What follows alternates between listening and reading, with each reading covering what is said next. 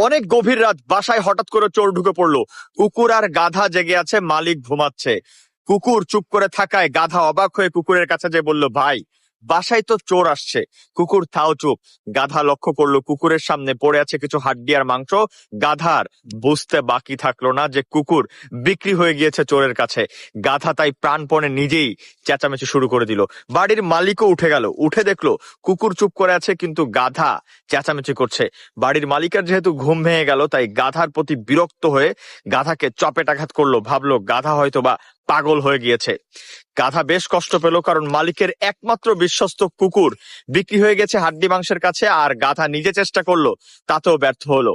তাই তো গাধা এখন মনে মনে ভাবছে, সমাজে যতদিন দায়িত্বশীল মানুষেরা দায়িত্ব পালন করবে না, আমি গাধা হয়ে নিজে যখন কাঁধে বোঝা নিয়ে দায়িত্ব পালন করতে যাব, তখন পাগলের তকমাটা হয়তো আমারই জুটবে। আর এই গল্পটা